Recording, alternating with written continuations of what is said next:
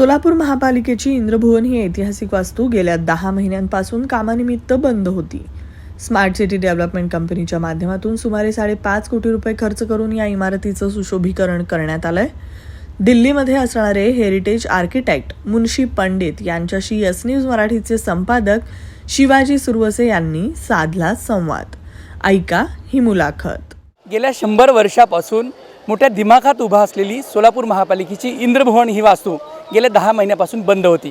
Smart city development कंपनीच्या माध्यमातून जवळपास 6 कोटी रुपये खर्च करून ही इमारत अधिक सुंदर करण्यात आली आहे. ज्या आर्किटेक्टनं ही इमारत सुंदर केली असे दिल्लीचे असणारे हेरिटेज आर्किटेक्ट मुनीश पंडित आपल्यासोबत आहेत. आपण त्यांच्याशीच बोलणार आहोत. सर, इस इमारत में आपने क्या कोशिश किया है, अच्छा किया है? देखिए, ये बहुत इम्पॉर्टेंट बिल्डिंग है और इसको हमने पहले पूरा डॉक्यूमेंट किया, अंडरस्टैंड किया कि इसका आर्किटेक्चर स्टाइल क्या है और उसके हिसाब से इसको हमने रेनोवेट किया है पूरा. तो इसका जो कंजर्वेशन है पूरा वो हमने इस हिसाब से किया है कि इसमें जो मटेरियल्स यूज़ किए हैं वो जो पुराने टाइम पे चूने के साथ पत्थर के साथ काम हुआ था उसी पद्धति को दोबारा से रिवाइव करके हमने दोबारा इसको काम किया है. तो ये बिल्डिंग को एक तरह से इसका जो पुराना स्वरूप था उसमें वापस लाए हैं. तो जितना भी एडिशंस ऑल्ट्रेशंस था बिल्डिंग में पिछले 100 साल में हुआ था वो सबको हटा के इसका पुराना स्वरूप हम बिल्डिंग में लाए हैं.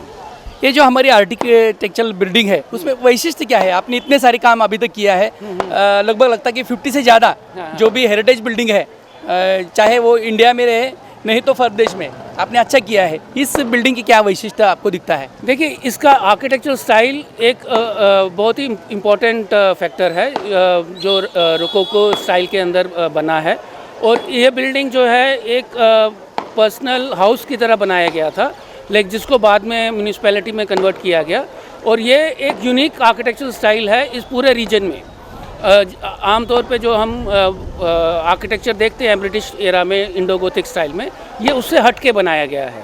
तो काफ़ी डेकोरेटिव बिल्डिंग है और इसका जो पूरा आर्किटेक्चरल वोकैबुलरी है वो यूरोपियन आर्किटेक्चरल स्टाइल के ऊपर स्पेनिश और फ्रेंच और इटालियन आर्किटेक्चरल स्टाइल्स को जोड़ के बनाया गया है.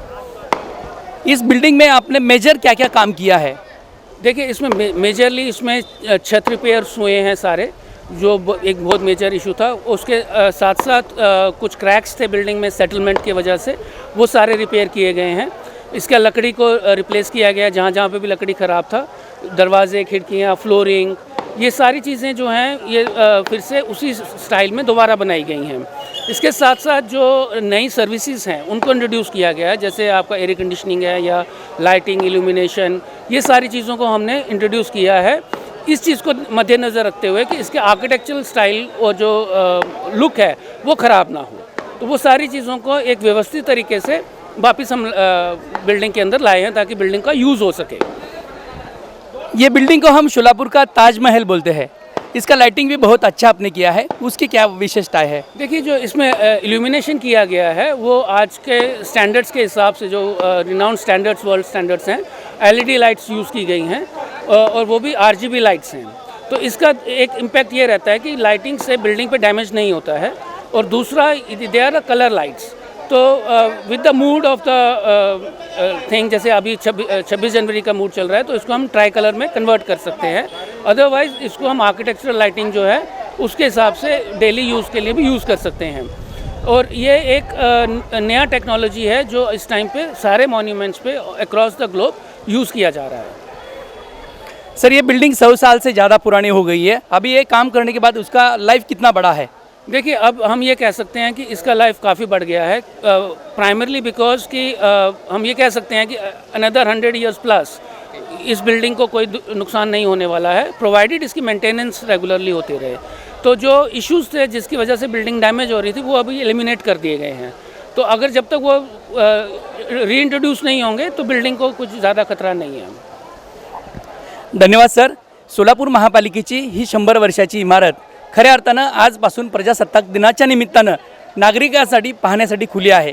नक्कीच सोलापूरचे एक ऐतिहासिक वैभव या इमारतीमध्ये दडले. या इमारतीचं सौंदर्य पाहण्यासाठी सोलापूरकरांनी अवश्य या इमारतीला भेट द्यावी आणि या इमारतीवर प्रेम करावं. एवढंच. यस न्यूज मराठीसाठी मी शिवाजी सुरवसे आणि आमचे कॅमेरामन विजय Awate. Jayesh दर्बी collection cotton, linen यासह अनेक ब्रँडेड कंपन्यांच्या सुटिंग शर्टिंगसाठी जयेश दर्बी कलेक्शन, 7 रस्ता मोदी पंकाविहिरी जवळ सोलापूर.